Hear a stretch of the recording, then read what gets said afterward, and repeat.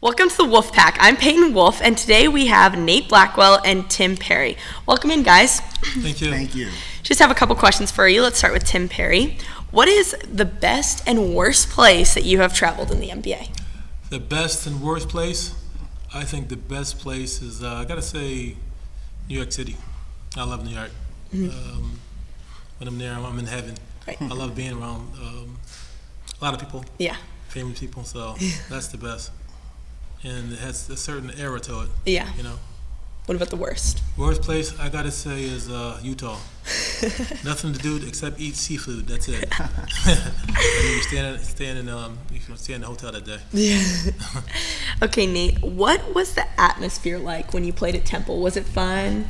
Was it loud and lively? Well, because we were pretty good. We pretty much had a standing room only crowd, and at the time we were like in the top 5 in the country. So it was very exciting.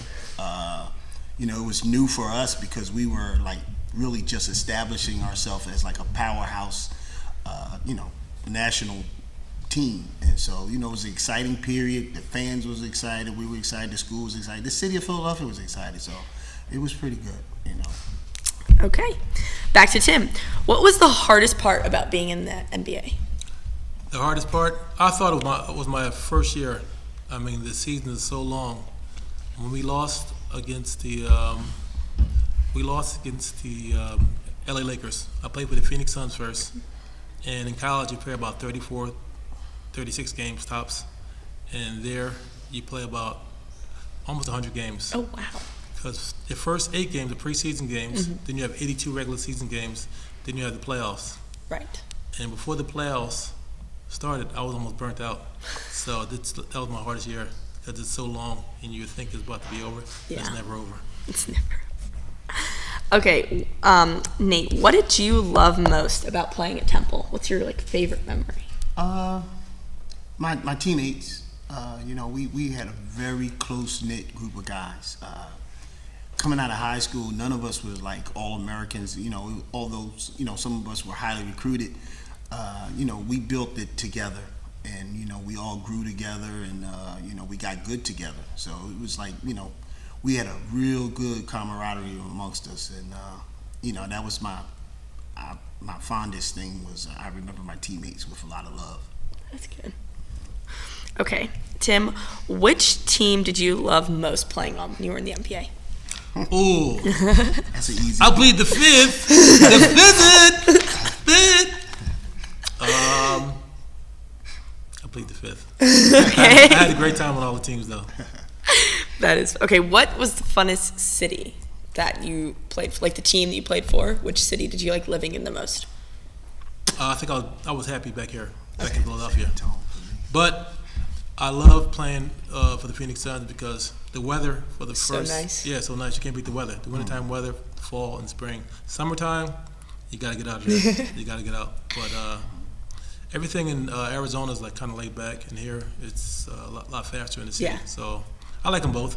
What team did you say, Nate? I thought I heard you say something. When I played in the NBA, I played with the Spurs and the Warriors. I had so much fun in San Antonio. Like he said, nice weather, laid back city, just easy going. Everyone knew you. There's no other teams. There's no baseball. There's no football. It's just a basketball team. So even if you're like the 12th man on the team, you're riding down the highway and people are riding past you, waving and shooting hoops and stuff because they know you. We're like the only celebrities there pretty much. So San Antonio was much more fun than playing in Golden State. Golden State, between San Francisco and Oakland, big cities, both of them, and it was just like he said, it was like a rat race. Everything was fast paced. I never really got comfortable there. And the food down in San Antonio is good as well, right? Yeah. Well, I ate a lot of tacos. I didn't know what real tacos was. My only experience with tacos was Taco Bell. And so, when I went down there, it was like, Taco Bells were non-existent because they had the real stuff down there. So. That's pretty good. And the last question is for you, Nate. What was the best and worst place to travel in college? Which place did you like traveling most for basketball? Well, I can help you out with that one. St. Bonaventure. St. Bonaventure was the worst, only because it's a nice little town, but every time we went there, it just seemed to be like 10 feet of snow. It was cold. The most exciting thing there at that time, you got to remember, we're talking mid-'80s. They hadn't built the city up yet. Like, it's built up pretty nicely now. The most exciting thing when we were there was they had a house that was made for midgets, and it was like a tourist, attraction, and that was like the most exciting thing there. I mean, every time we go past, there's the midget house, but so yeah. Did you guys ever go in? No, we never got a chance. I don't think we could have fit, to be honest. They had little tiny doors, little tiny windows, and it was just funny to see because I'd never seen anything like that before. The best town, wow. I would say West Virginia, only because of the fans and the crowd. It's not that great a city. Morgantown's not that great a city, but it is a college town. Yeah. And everybody knows everything about you. Like, we get off the bus to go to McDonald's and they're like heckling you, like, Nate, you look like Jughead, and, stuff like that. So, it was just a lot of fun to play there because they had a big arena. It was packed every time we came. And the town really kind of like, they took on the rivalry, almost like the Dallas Eagles type thing. We were hated and loved at the same time, if you know what I mean. What about you? What do you think the best city to play? You agreed on the worst, but what about the best? Oh, the best city? In college. I think D.C., Washington. Yeah. I don't know. I would stay in my room a lot of times. Stay in my room. I always stay in my room and just studied all the time. He never studied. Okay, thank y'all so much for coming on to the Wolfpack studio today. Signing off, I'm Peyton Wolf. Good evening. Thank you for tuning in to the Willie D Sports Show. My name is Will Dirksen. Thank you all very much for joining us. And today, I am very, very happy because we have two special guests, Tim and Nate. Thank you for coming on the show today, guys. Thank you, Will. Thank you for having us, Will. Tim, we're going to start with you. Okay. What was the feeling like when you first stepped on an NBA court floor because you were making your debut? What did that feel like? I was very nervous. I think one of those times I just didn't want to mess up.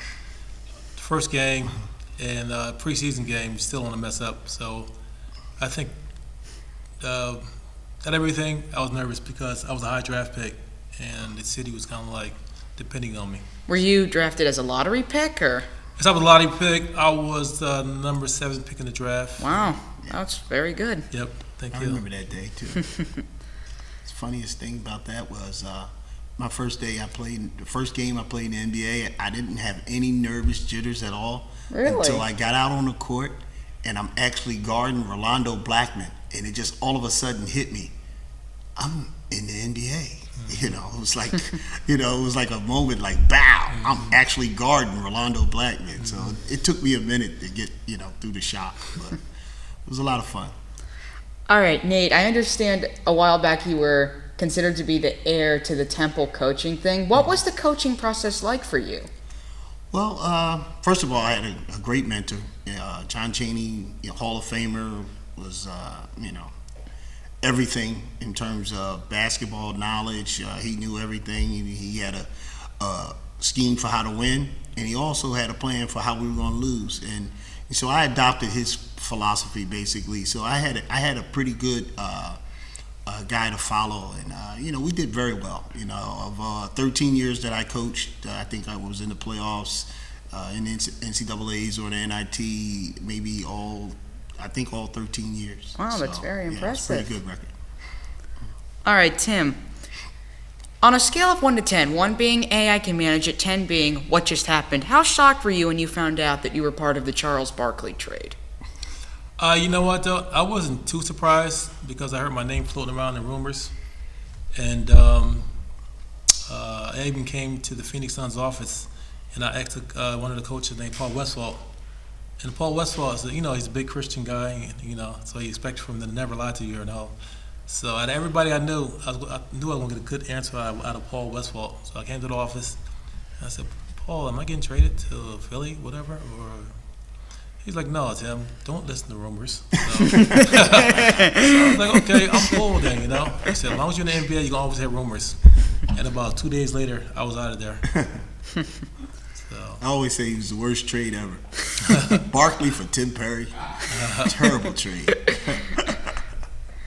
All right, Nate, so when you were at Temple, you guys played each other a lot. You were the big man, you were the guard. How good of friends were you when you played together at Temple? Oh, we were actually roommates. Really? Yeah, we came in as freshmen. We were roommates together. We were very, very close. Me and him would play one-on-one all the time. Wow. I wonder who won those. Well, we'd go back and forth.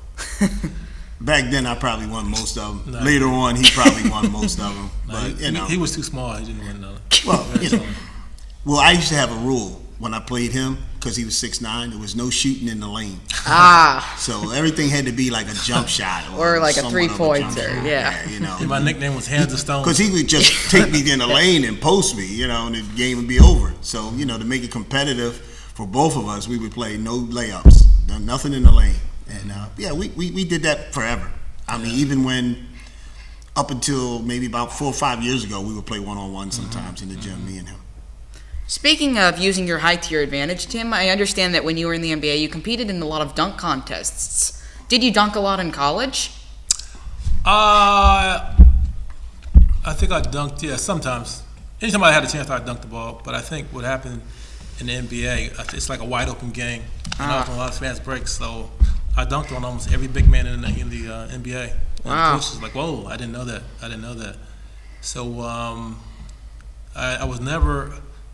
I never practiced being creative, and only in high school. Once I got to college, like John Cheney's like a no fanfare guy. So no nonsense. No nonsense, yeah. So I kind of stopped practicing on that kind of stuff. Because I would come in there, I would be in there practicing on my dunks. He would just look at me like I'm crazy. So in my mind, I'm like, I guess you don't like this kind of stuff. Because I know if I did a 360 in the game and I missed it, you would never hear the end of it. I would never hear the end of it. So I stopped practicing that. Mm-hmm. Nate, how would you describe John Cheney's coaching style? Unique. Unique because he only comes to the table, like he would say, with he refers everything to life, So he would say, for instance, a guy who has a whole lot of suits, he goes to his closet and he has to stand there for 10 minutes trying to figure out which suit he's going to wear. A guy like us, we come with one suit, so it's not a whole lot of thinking. You go right to the closet. You could close your eyes and just pick your suit out because there's only one in there. He had his style, and he believed in that, and it was his philosophy that we basically adapted. No turnovers, the zone, and we, between us, I don't know how many people's watching, but we actually turned his zone into a matchup zone. It was us players. We did that. We started matching up with people, and he would sometimes call timeout and say, "What are you guys doing?" And then we tell him what we're doing, and he'll say, "Okay, keep doing it." So yeah, for me, it was a lot of fun to work with, to play for. I guess some people would think that he was really, really tough. I think that one of the misconceptions about him is that people believe like he's so hard of a guy that you couldn't play for. John Cheney was actually like a very funny guy. Between playing hard and laughing, that's how we spent our time on the court. He was like a comedian. On behalf of my two guests here today, I would like to say thank you to both Nate Blackwell and Tim Perry for joining me. And we'll see you next time on the Willie D Show. Good night, everyone. Hello, everybody, and welcome to Full Court Press. I'm Peyton Napoliello, today joined by Tim Perry and Nate Blackwell. Thank you guys for joining me today. Thanks, Peyton, for having us. Appreciate it. Thank you. Tim, let's start with you. When you hear the word Duke, what comes to your mind? So I break out in a cold sweat with my fist ball up, I think the last 4 or 5 years, I'm kind of like Kobe Duke now. I kind of passed that stage. But that's one of those things, one of those college games that always irritates you, though. So I never really got over that. And they played well that game. They played that game. But it's just like when you get in the NCAA's, everything is matchup and timing. Everybody played the worst game that day, and Duke played one of their best games. Yeah.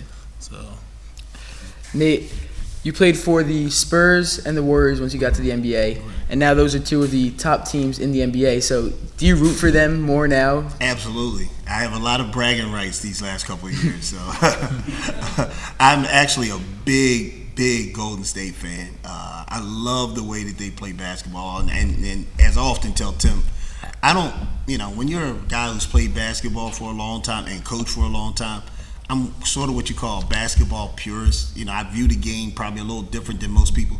I can't watch a lot of bad basketball. Yeah. The only teams I enjoy watching are the good teams, and so, I really enjoy watching Golden State play. I love the way they move the ball. I think the greatest stats and testimony to how great of a team they are is Kevin Durant scores 38 points in the first game, and he's only touched the ball for 3 minutes and 50-something seconds. Yeah. So that's unbelievable. Have you made it out to a game at Oracle since they've kind of went on their championship runs here? No, I haven't been back to either one since, actually. Yeah. I've been to both cities, but I haven't been to a game. Mm-hmm. Tim, what was the hardest adjustment from college to the NBA? I think it had to be everything's a big transformation for me, because when I was in college, I was a big guy, so I was more like a center forward, and going to the NBA, I was a power forward, small forward. So in college, I never shot the ball no further than 8 feet from the basket, and when I got to the NBA, I was way out to the bottom 3-point line. Yeah. So everybody in the NBA knows about the scouting report. Know what they're saying? This big guy can't shoot. So I'm always by myself. I'm lonely out there. And okay, they know I'm not going to shoot, so I have to pass the ball out. What happens is, when they know you can't shoot, you become like a liability. So the coach could kind of take you out the game. So every time they kind of see the scout report, I'm always by myself. That means it's hard for me to come out the game. Yeah. So that was a big adjustment for me, though. So I had to learn how to shoot and do a little creative. And Nate, when you were at Temple, what was the atmosphere like for your games, being one of the top teams in the country? It was tremendous. Like I said, it was a new experience for us because we were coming from somewhat mediocre status in terms of what people thought about Temple University, and we were directly responsible for the transition of it, turning it into like a national power. And so, the atmosphere was unbelievable. It was a fresh experience for us. It was a fresh experience for our fans. The city of Philadelphia basically adopted us because, at that time, we were the talk of the city. Everyone else had pretty much fizzled out a little bit. The Sixers weren't playing all that great. And so we were pretty much the talk of the city. I mean, we were walking around like celebrities. I felt like the Beatles at times. Tim, being an All-American in high school, In high school? like going from high school to college, was it Okay. difficult, like having that chip on your shoulder, being one of the top players in the country? No, I'll be honest with you. I wasn't one of the top players in the country. Really? Yeah, I didn't start playing basketball until the 11th grade. Oh. In the 11th grade, I played JV. Okay. My senior year, I played 1 year varsity basketball, and So were you highly recruited, or was Temple kind of one of the only teams that gave you an offer? no, my first whole year at all small NAIA schools. Okay. I didn't have Division I, Division II, or Division III schools. Really? So at small schools. But Kyrie Irving's coach right now is his personal trainer. Was my AAU basketball coach. So really? Once I joined that team, all the letters started coming. Wow. Yeah. Yeah. So I was never a big time recruit though. Yeah, that's awesome. Nate, for you, what was the hardest adjustment going from college to the NBA? Speed of the game. For one, I wasn't the fastest guy in the world. I know And already. And at Temple, we played a pretty much a slower pace game. We would fast break. It wasn't as bad as it had gotten later on in years, but when we were at Temple, Coach Cheney was so much more about ball control and taking your time and executing to perfection. In the NBA, they don't have time for that. Everything is quick. Move. You got a 24-second clock, and you got to be ready to get a shot up within 12 seconds. So the speed of the game was the biggest difference. That's all the time we have for today. From my partners, Nate Blackwell and Tim Perry, thank you guys for joining me today on the show. It means a lot. Thank you guys for coming out. Thanks, Thank you. Nate. Appreciate it. Thank you. Thank you. Appreciate it. Thank you.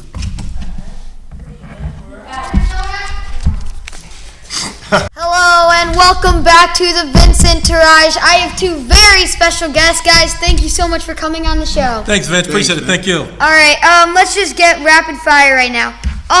this is for both of you. I'm going to start with you, Nate. What was the atmosphere like in your first NBA game? Well, it was exciting because of the fact that I was playing with the Spurs. We were playing the Dallas Mavericks, and there was a cross-city rival. The fans were excited for the season to begin. I was extremely excited because it was my first game, and so it was a lot of nerves. But I was one of those kind of guys. I kind of thrived in those type of moments. So I was really, really looking forward to it. Cool. Glad to hear it. What about you? My first game, really, I can't even remember my first game, to tell you the truth, who I played against. I really can't. But I remember my first preseason game when we played against Michael Jordan. Oh, wow. And, I mean, I I would want to remember that one, too. One thing with Michael Jordan, though, you can't get caught looking at him.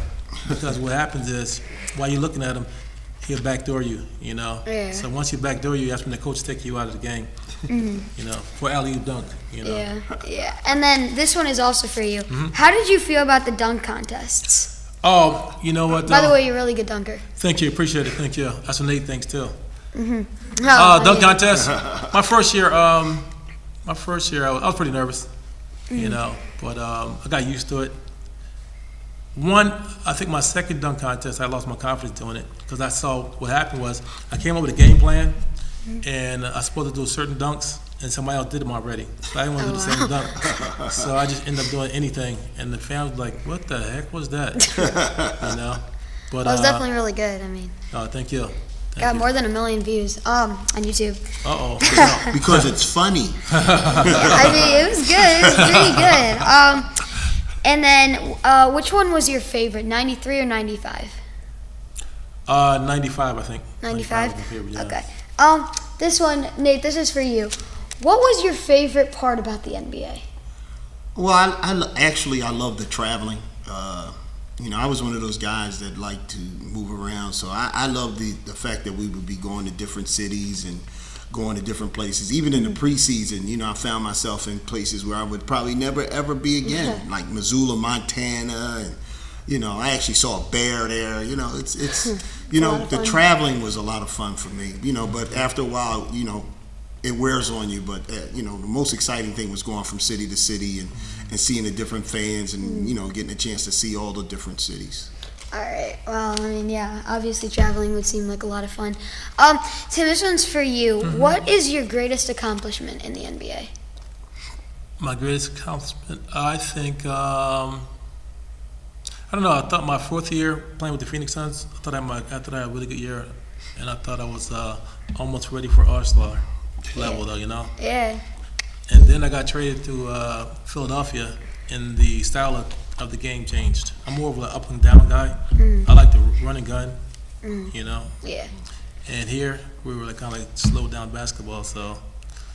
Well, yeah. I think his greatest accomplishment is when he played with the Sixers, and this is a true thing, and it's probably a trivia question that a lot of people don't know.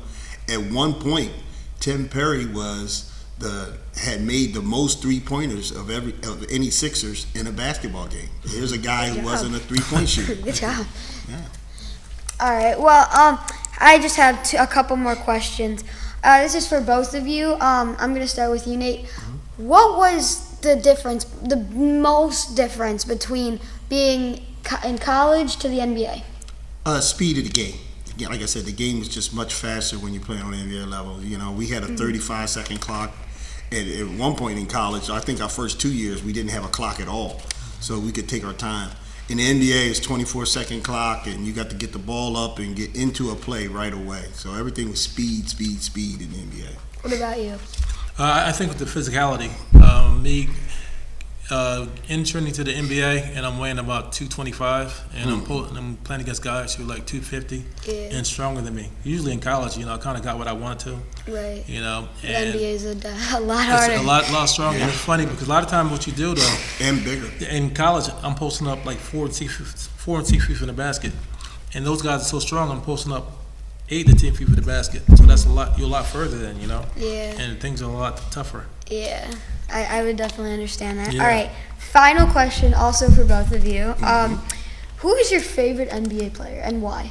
My favorite NBA player today or all time? You could do all time or favorite. All time would have been Magic Johnson. because he was a big guard at the time, and I thought I was a big guard, and he was just a winner. I just loved his charisma, and I loved the way he played the game. And in his early career, they were Showtime, and so I was a big Lakers fan. Yeah, well, I mean, he's a great player. Tim, what about you? I gotta say, Michael Jordan. With LeBron being a close second. All right. Bron. I knew he was going to say that. All right, there you have it. I'm Katie Vincent with Tim and Nate saying good night on the Vincent Entourage. Welcome to the Know It All Show. I'm Noah Jaffe, your host. I'm sitting alongside two amazing people, Tim Perry and Nate Blackwell. Thank you so much for joining me. Thanks, Noah. Appreciate it. Thanks for having us. I would like to say first that I'm a huge Temple fan. My parents both went to Temple. My dad, my mom graduated from Temple. My Smart dad. kid, huh? Smart kid. He's a prodigy kid, huh? So yeah, I've heard stories about both of you guys. So it's very exciting for me to sit down with you. Thank you. First question for both of you. When was the first time you guys both met? Go ahead. Moving day. Moving day, yeah. Freshman year at Temple. We were roommates, so we actually roommated together all 4 years I was there, and so we met our first day, and I didn't like him at all. No, we hit it off, and we've been very close ever since. Yeah, it's funny because he and I were so close, and we spent so much time together as roommates. For example, he says I have big lips, so.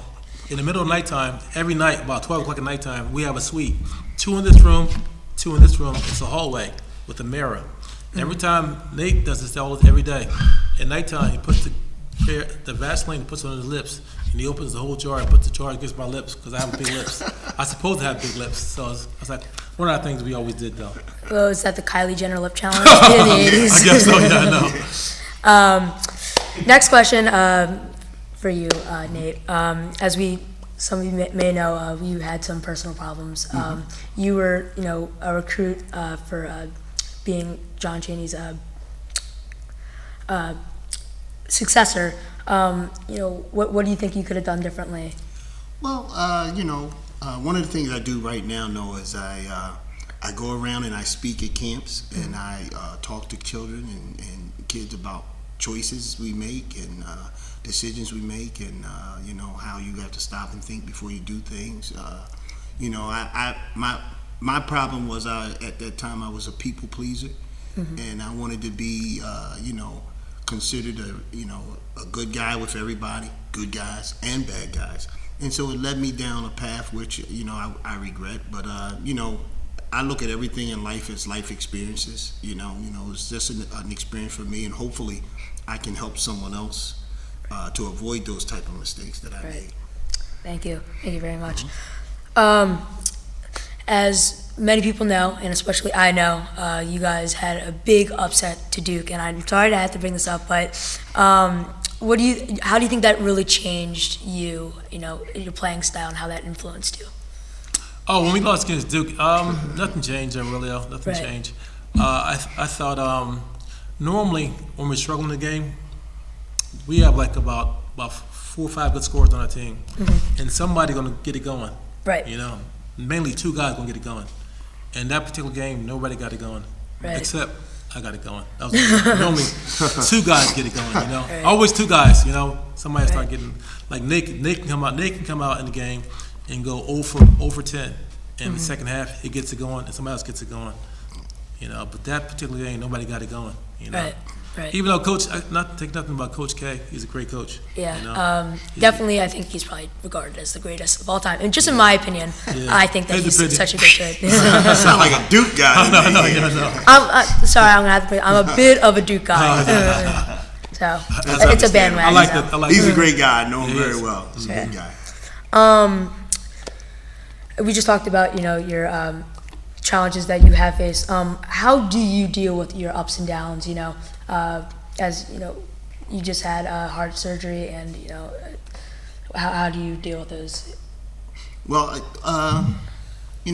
as you get older, you begin to have complications with things. I didn't have a heart surgery, but I went in the hospital because I had a minor heart attack, and I'm dealing with some heart issues right now. But I take my medication, and as you get older, you just learn to follow the rules. You can't do everything that you want to do.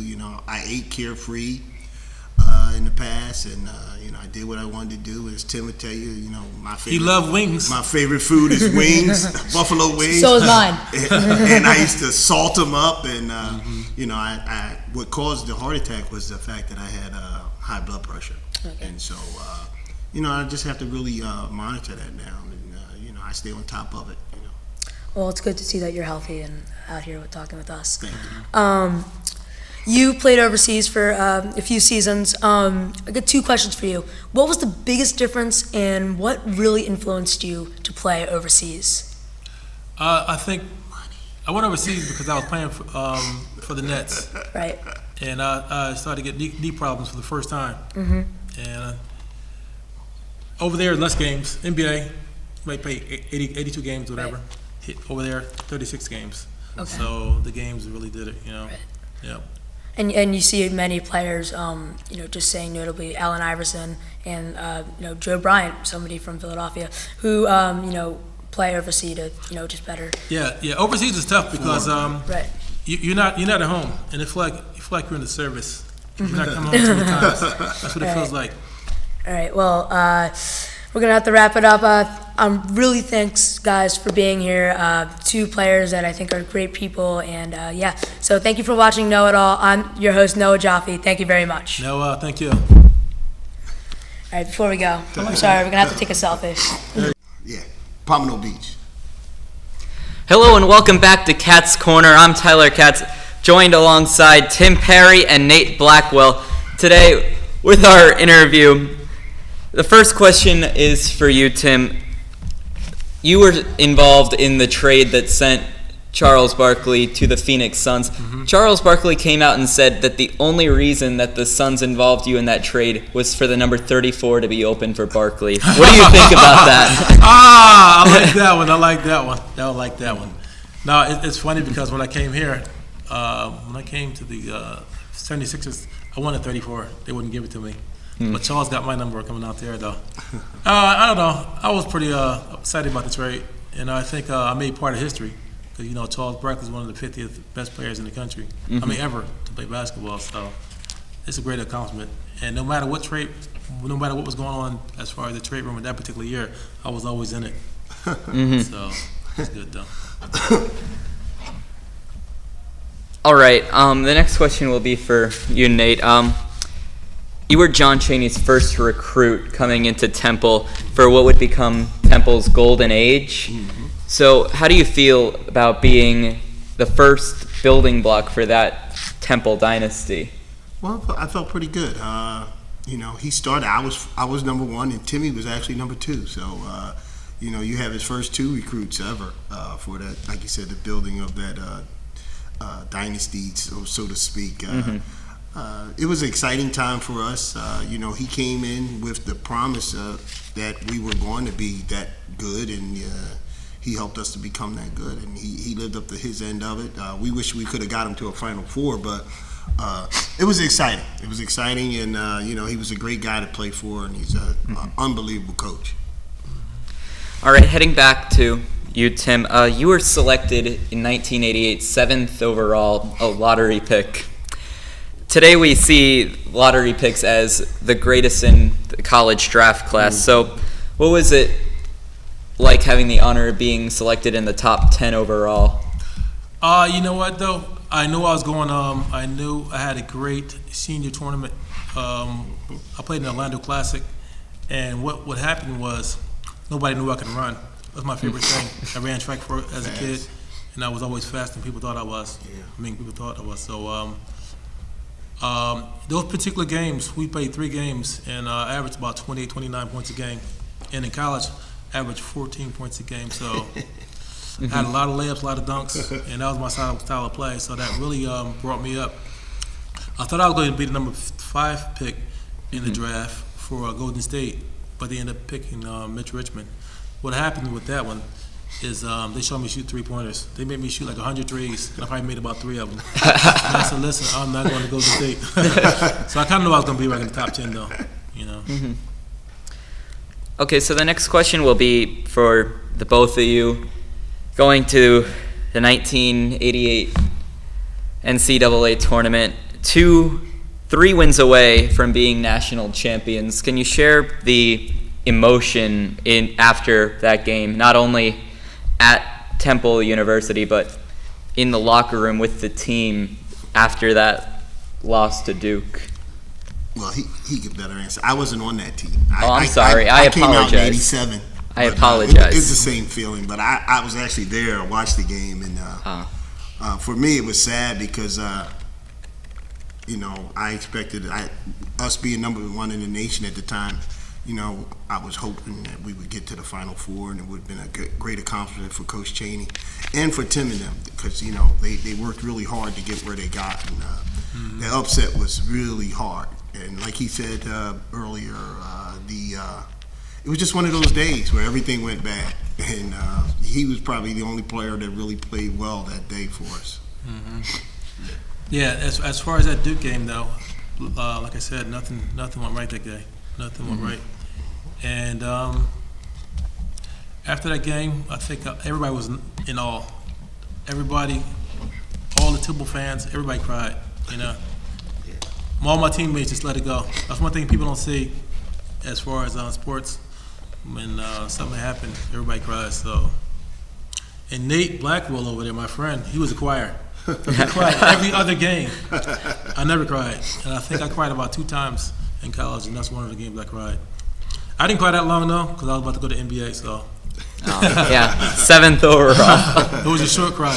Yeah. So another question for you, Nate. When people think of Temple basketball, you're one of the first names that come up in that conversation. So what is it like to be part of the legacy that when people think Temple basketball, I believe you're the first name to come up? Well, I take it as an honor. It's a great honor to be thought of in that way, and to be sort of a household name when it comes to Temple basketball. I like to think that I earned it to some degree, but it's still it's an unbelievable honor, and here in the city of Philadelphia, it still rings pretty big. Like people still walk up and want autographs and stuff. Yeah. And I'm like, I haven't played in 30 years, but it's a lot of fun, and it's a great honor. All right, we're gonna wrap it up there. We thank you for tuning in to Cat's Corner. Thank you so much to Tim Perry and Nate Blackwell for joining us. Thank you. All right, thank you. Thank you, appreciate it. Thank you. Gotta relax. Thank you. Gotta relax, man. Hello, everyone. I'm Ben Curtis. Welcome to the Ben Curtis Show alongside Tim Perry and Nate Blackwell. Thank you so much for joining us, both of you. First questions for both of you. You both played at Temple in the 1980s, what was really considered the golden age of Temple basketball there, and under Hall of Fame coach John Cheney. And Tim, start with you. What was the number 1 lesson that you think John taught you? I guess listen to details. He's a very detail-oriented person. That's all he does is teach, and you have to get those details down in order to step on the court. Nate, what about you? The value of basketball.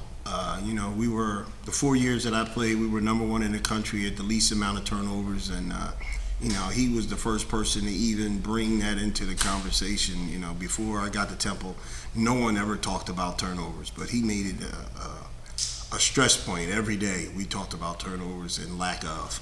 And how much did that differ from your NBA coaches? Well, like I said, the NBA game is a lot faster. They don't have a lot of time. Of course, they don't want you to turn the ball over, but you can't be concerned about your mistakes. In the NBA, if you get caught worrying about one mistake, you just made your second mistake. So you got to let everything go in the NBA because the game goes and it happens so fast. Tim, did you find the same thing? I did. I found the same thing. But at the same time, I was kind of like,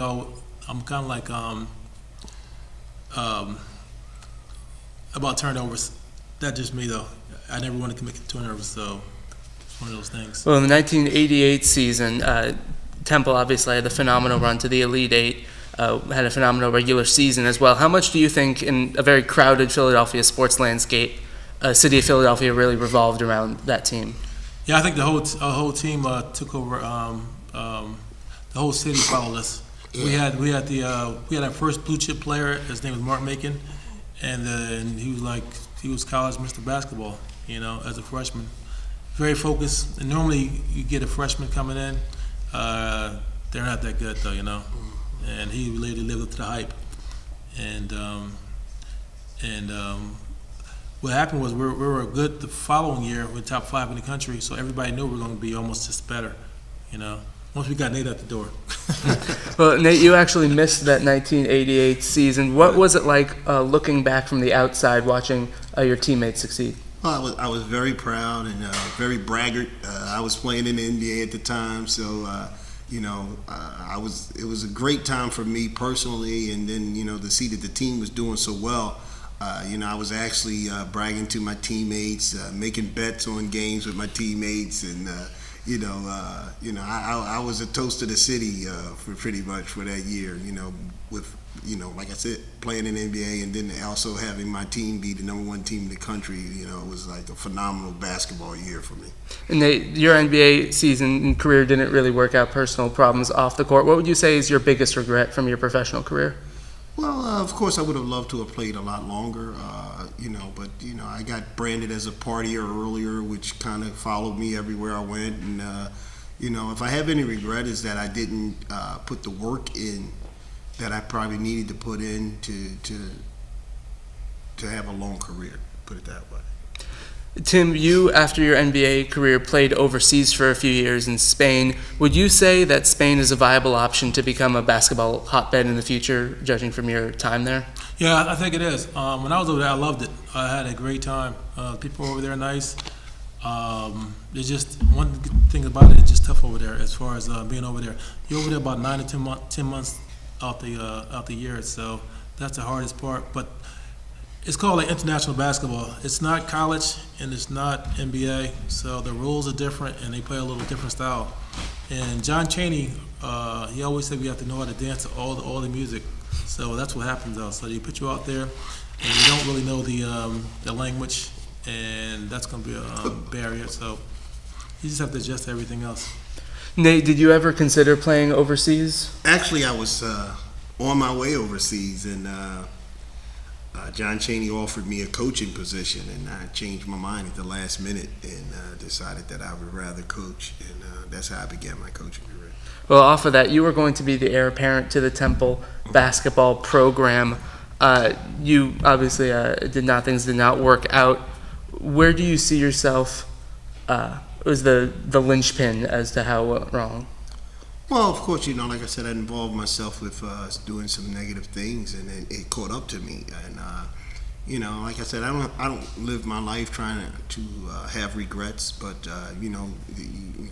I would be remiss if I said I didn't regret doing the right things at that time, because I thought that I would have had a pretty good coaching career.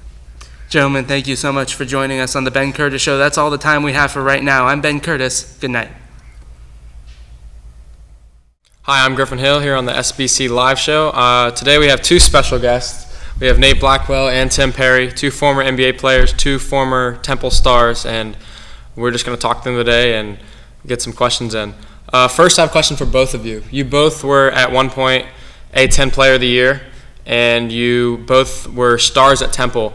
Do you think you're still part of that recruiting pitch for Temple coaches, that like these guys were here, you can be them?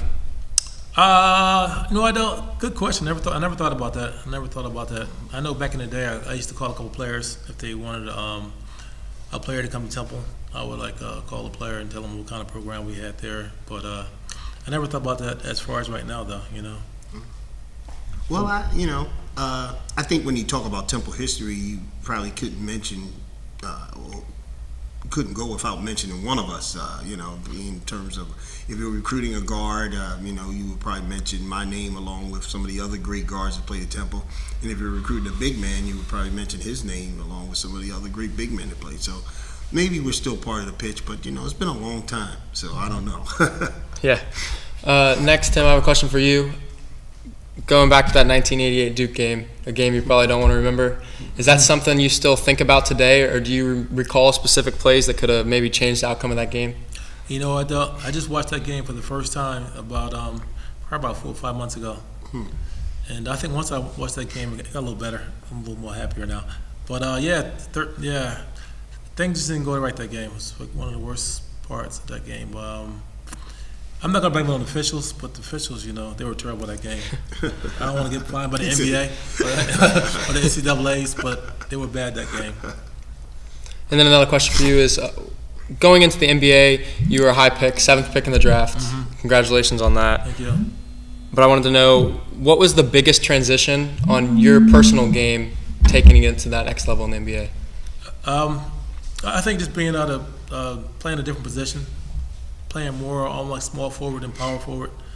My whole life I played with my back to the basket, and catching the ball and doing post moves. And there, I caught the ball by the 3-point line. They wanted to make a move and make the move quick, And my problem was with me, I played pickup ball before, but I started playing basketball late. So something like with Nate played basketball since he was a kid, and I started late, so I was missing a couple pieces. That's what happened, though. Yeah. Nate, I have a question for you. Yes. You were a Temple star, and even though you played 30 years ago, you're still a name in the Temple basketball program. Right. At one point, you were behind John Cheney, and he wanted you to be the guy to sort of take over for him after. Right. In that process of becoming the next coach, where did that go astray? Where did it go wrong? Well, at the time, I had involved myself with some. I was using drugs, and it caught up to me. And it was the best thing that happened to me because it helped me straighten out my life. And sometimes you need a rude awakening to bring you back to the fold. So I regret the fact that I hurt some people, hurt some fans, hurt some family members. But for my personal life, it was what I needed to be able to get myself straight. Going through all that and overcoming it, what would be the advice that you give to young players to avoid that altogether? Well, you got to make smart decisions. I chose a bad decision, and eventually all it takes is one bad mistake for you to ruin your life. So I've been able to bounce back from that, but it's not a very easy thing. Yeah. I have one last question for the both of you. Top moment of your career. Tim, you can go first. I think the top moment of my career, I don't know. I think it was playing for the Sixers. One particular part, I played for John Lucas, and I was on his bench team. I had just left my starting spot, so I was on the bench, and I was mad at Lucas, and I was mad because I wasn't playing. And we had an open fast break, and Sam Bowie, who was 7-footer, who went to Kentucky, was in the way.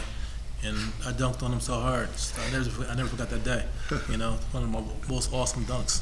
And that particular one dunk changed the whole complexity of the game, and we ended up winning. We were down about 10 points with about 3 minutes to go on the score clock. And you, Nate? Well, I've had a lot of good moments throughout my career in terms of high school basketball, college basketball, and briefly in the pros. But I guess one of my proudest moments is we were playing the Lakers, and we were down about 19 points, and it was sort of what you call garbage time. And I got in the game, and I scored a quick 5 points and made a couple steals and assists, and they had to bring the starters back in. And so that was big for me because I got an opportunity to actually have to guard Magic Johnson. Yeah. Who at the time was my idol. So. Yeah. Well, thank you both of us for joining today. I'm Griffin Hill. This has been SBC Live, and thank you. Welcome to the Mason Cole Show. I'm Mason Cole, and today I have with me two very special guests. We have Tim Perry and Nate Blackwell. And first question is for both of you. You two obviously played at Temple during some of the best years in school history. And you played with Hall of Fame coach John Cheney. What was the most important thing that you guys learned from Coach Cheney? Well, we were a detail-oriented team, and what I learned from him, the most important thing for me was that small things matter. Yeah. You couldn't do big things. The only way to make a team better was to take care of all the little problems, and that's what he taught us. Trying to be Superman, and just be a regular man. Make sure you do everything right. And that was important. Yeah, I think it's discipline though. Discipline. He's a big stickler as far as discipline. on and off the court, you know, and that's just life. Yeah. You know, just learn to say when to say yes, when to say no. You know, that's the main thing. Yeah. And then both of you went on to have NBA careers. Nate, you were drafted second round to the Spurs. Tim, you were a lottery pick to the Suns. How much pressure was there being in the NBA, especially for you, Tim, being a lottery pick? I think I was fortunate because I had a bunch of older veterans on my team, so I didn't have to come out and and be the franchise player. You know, Yeah. I had a guy named Tom Chambers played over me, Eddie Johnson. I played with Kevin Johnson, Jeff Hornacek. Yeah. So those guys had all the pressure on them, but I had to come in and do my job and play well. You know. Yeah. What was the NBA like for you, Nate? Well, for me, it was just a fun experience. You know, a lot of pressure because the fact that when you're a lottery pick like Tim was, you got those guys have guaranteed money. Guaranteed, baby, guaranteed. Yeah. See, my money wasn't guaranteed, Yeah, so yeah. I was calling it what they call back then a make good contract. And make good contracts, as long as you're there, you get paid. The minute they cut you, you're done. Yeah. So it was it was a lot of pressure in terms of trying to take care of my family, to make sure that you maintained your job. Yeah. Tim, you were in the NBA dunk contest in 1989, 1993, and 1995. How much preparation did you put into those dunk contests? None. None? Nate, please. No, I'm Nate, Yeah. please stop. Just all improv. Nate, could you please stop? You're talking to me, okay? I did a lot of preparation. Like I said before, my first year I was cool. I think my second year it was in Utah, Yeah. and I lost my confidence. Yeah. So you can tell too. I did the most basic dunk in the world. The crowd was in awe. Like, what the heck did you do? Oh, that's funny. Yeah. Yeah, I think I made a comeback in my 1995.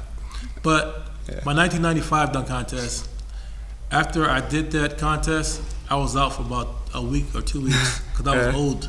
When you get like 28, 29, you're old. You shouldn't talk like that anymore. That really took effect on me. Yeah. Who are your favorite current NBA players? I like LeBron. LeBron. Of course, I love Curry. I love Kevin Durant. There's a lot of great players. Westbrook. I'm just a fan of the game. I love to watch the best players play. Yeah. I really have a hard time watching bad basketball. So, I don't even turn the TV on if it's what I consider some bad teams. Yeah. So a lot of those guys that are really good, unfortunately, I don't even get to see play because if they're playing for a bad team, I don't watch them. I really watch Golden State, Cleveland, San Antonio. Those are the teams I watch. So. I like to watch the Minnesota Timberwolves. The Timberwolves, They're a very exciting team. Yeah. And also Milwaukee Bucks. Yeah. Giannis. You can't always be a bandwagon jumper like Nate. I know. Yeah. Black is the best team. You don't want to do that. Yeah. You want to share the love. Yeah. All right, that is all the time we have today. Nate, Tim, thanks for being on the show with me. Thank you. And thanks for watching the Mason Cole Show, and I'll see you next time. Mace. Good job, Mace. Thanks. Good job, Mace. Thank you. Welcome back to the Jackson Neal Show. Today I have two very special guests, Nate Blackwell and Tim Perry, two legends in the Temple University basketball history.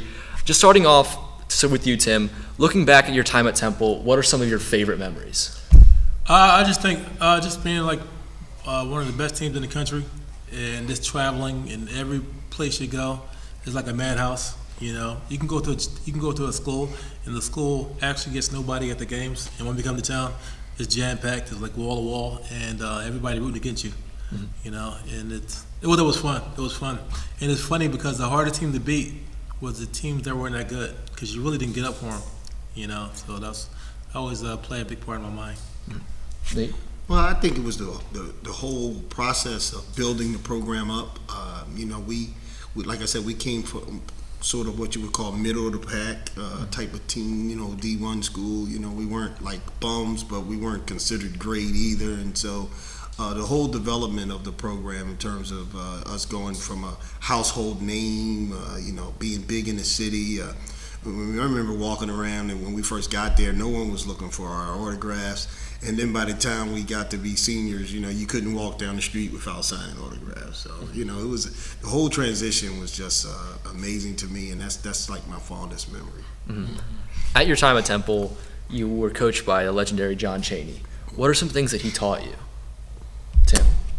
I guess, like I said before, I think it was discipline. And he taught me to slow the game down. I remember before when I was a freshman, I used to rush, do everything fast. And he used to tell me to slow down. That's the hardest thing for a young person to do is to slow down and think the game.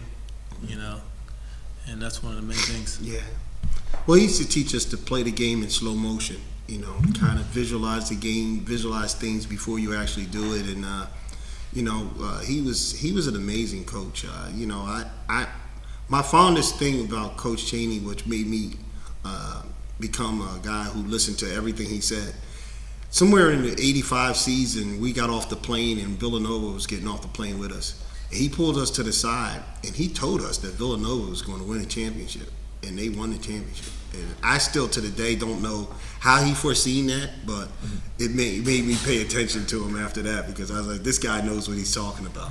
You ended up getting into coaching yourself. Right. What inspired that decision? Well, again, being a student of the game, I was a point guard. I spent a lot of time with Coach Cheney. He would talk to me when he wasn't talking to the rest of the guys. He would tell me not to pass the ball to Tim because you can't make foul shots at the end of the game, stuff like that. So, shots. we had a lot of private conversations, and in our private conversations, I think I became just in awe with the fact that this was something that I thought I could do. Tim, in your time in the NBA, you came back to Philadelphia, played with the 76ers. What was that experience like? I was excited by getting traded back here because I think I had a lot of success coming from college and coming to the Sixers. It was rough with the Sixers because we were going through a transitional period and we weren't winning a lot of games. And playing in the NBA and you got to play 82 games a year and you're not winning, it's tough. But luckily, I was a hometown hero already, so the crowd was pretty cool with me. But it was a tough year, and Philly fans will let you know what's going on. Exactly, yeah, they definitely will. They're tough. You two legends in terms of Temple University. Currently, how do you view the program, Nate? I think the program's in good hands. Of course, I would like to see them win some more ball games. Coach is going through some tough times right now. He's had some injuries to some players and all that. So, of course, I'm hoping that the program comes back big this year and gets back on the upswing and makes the tournament again. What we do is we pretty much try to follow them when they're playing well. And, like with the year they went to the NIT Final Four, we went up there and tried to give our support. So we're still big Temple guys. Definitely. Well, thank you for joining me here on the Jackson Neal Show. For Tim Perry and Nate Blackwell, thanks for tuning in. Hey, I'm Jake Arnold. Welcome to the Arnaldo Show. I'm here with Tim Perry and Nate Blackwell, and we'll start off with you, Tim. What was it like? What were your thoughts on the Duke in 1998? Duke, one of those games that nobody got nothing going. Everybody played. We didn't play bad, but we didn't play good either. That's one of those games, and playing against good teams, top 20 teams, you got to bring something to the game, and we fell short of that. And everybody shot bad except me. Everybody shot bad. So it's one of those games, Sure. Yeah. Okay, and then going over to you, Nate. I know you briefly played for the Warriors, and what are your thoughts on the Warriors today? Well, I think they're great. I think they are the standard for basketball. I think they play the game the right way. I love the way they play. I love watching them play. They're entertaining. At the same time, they're truly fundamentally sound. The ball gets moved around and never sticks in nobody's hands. They're just a good team. And plus, Tim likes Cleveland, and so I take pleasure in every time we beat the crap out of them. Yeah. Bron. Yeah. Do you think they're better than 96 Bulls? No. And the reason why I say that is because you probably arguably have the greatest player in the game ever, in Michael Jordan. Yeah. You had some solid, and people forget how big that team was. That team was big. Ron Harper's starting point guard. He's 6'6". Yeah. Jordan 6'6". Then you got Pippen is 6'8", you know, and they would have been guarding the three key people. So it would have been hard for Stephon and Clay and even Kevin Durant to score on those guys. Yeah, definitely. And I have a question for both of you. What was your feeling when you heard your name called on draft day for both of you guys? I think I was glad it was over. You know, I knew I was gonna be top 10 pick, but at the same time, you just never know. Yeah, definitely. You know, well, I was kind of upset because Portland had called me that morning and told me they were going to take me with the 17th pick, and you know, obviously they bypassed on that, and I ended up dropping at 27. So I was a little upset, but I was actually glad that I got drafted by the Spurs because that was one of the teams that I really liked because of George Gervin. Yeah, that's awesome. Yeah, and then one more question for both of you. What was it like playing on the #1 ranked Temple team in the country? it was good. It was good. It's like we were like rock stars. Yeah. Traveling rock stars without any money in the pocket. That's what you like. Yeah. So it's fun. It's fun. The campus, everybody on campus, they love you. You know, everybody knows you. And the whole city of Philadelphia just follows you. They love basketball. They love winning teams. Yeah. And that's what we did. We won all the time. That's awesome.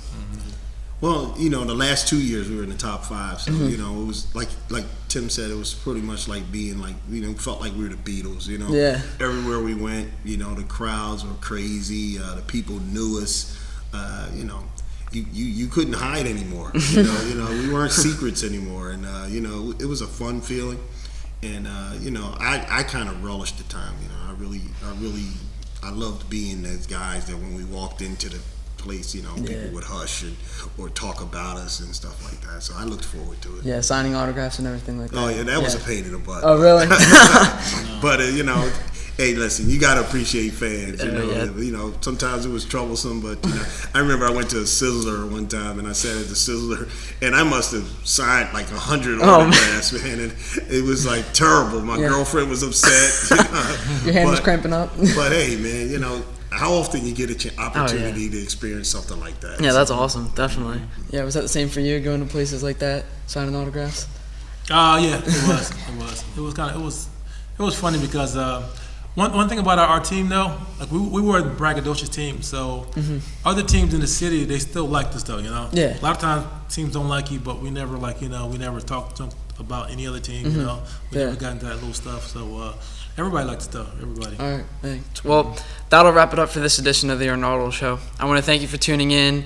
On behalf of Tim and Nate, I want to thank you for tuning in. Welcome to D Up TV. I'm your host, Philip Johnson. Today I have Nate Blackwell with me and Tim Perry. We're going to get straight to the questions. I have a question for both of you. What was each of your favorite games or moments while at Temple? My favorite game was UCLA at McGonigal Hall. Pooh Richardson, who was a big name in the city of Philadelphia, was signed with them, and when he was coming back home, and it was supposed to be his his moment to shine, coming back home to play against Temple team. And they had Reggie Miller and Greg Foster. They had about 7 pros on that team, and we beat them, and we beat them pretty good. And it was like a big. It was really like our opening act. It was like the start of great things for Temple after that. I think one of mine was a Villanova game. I think my junior year. I think I probably had about 8 block shots, about 10 rebounds, and like 14 points.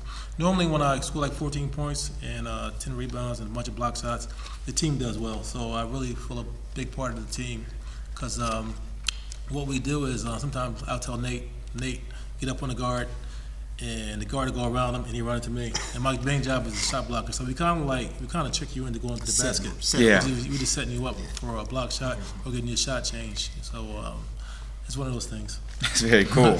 My next question was for Mr. Blackwell. What would you say was the most important thing Coach Cheney taught you while you were assistant coach? Again, to learn how to deal with winning and losing.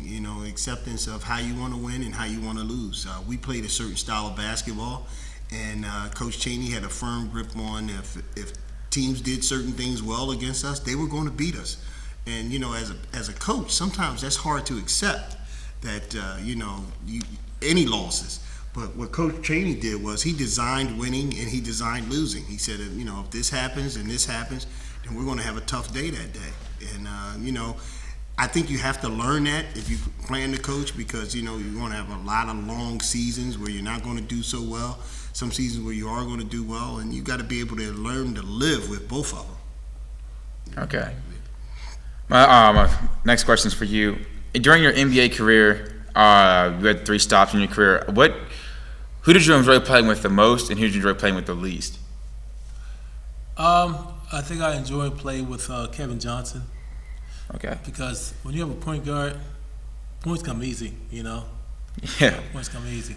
And Kevin's a pure point guard, and he passed the ball. He's a pass guy first. Right. When I came with the Sixers it was more like, I think Johnny Dawkins. We had Johnny Dawkins. He was hurt, and he wasn't the same. And Dana Barros, which is a good ball player, but he's a shooting guard first, though, Yeah. So you don't.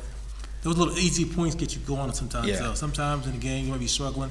You might be 0 for 3. You needed like 2 layups or a couple free throws to get you going, and it never comes around. So I think Kevin makes life easier for you.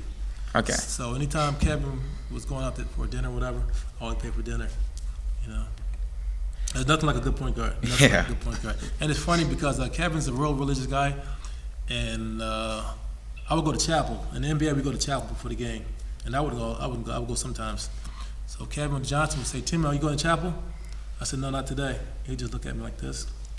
"You going to chapel?" "No." So Kevin would go into the chapel, and he said, "Watch this. Watch Tim Perry come in about 5 minutes later," because I looked at him funny. Don't forget, the point guard is the glue. So before you know, I would come in there, and everybody would start laughing because they know I wanted that ball. My last question for both of you about Temple.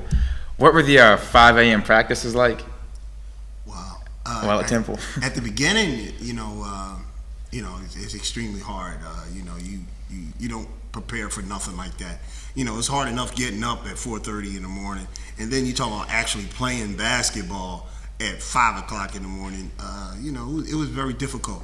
But I tell you what, as the season went on and as things went on in our careers, we began to appreciate it and actually began to relish it, because what we knew for certain was that if we practiced at 5 o'clock in the morning, the practice had to be over by 8 so we could go to class. That was the best part about it. Because John Cheney had a tendency to want to keep you there 4 or 5 hours. Best part about that, so at least this way we knew we are on the court till 8 o'clock and then it's over. So, he would ask us, "Well, you guys want to practice in the daytime or at night?" And we like, morning. Morning. And it's funny to relay off what Nate said.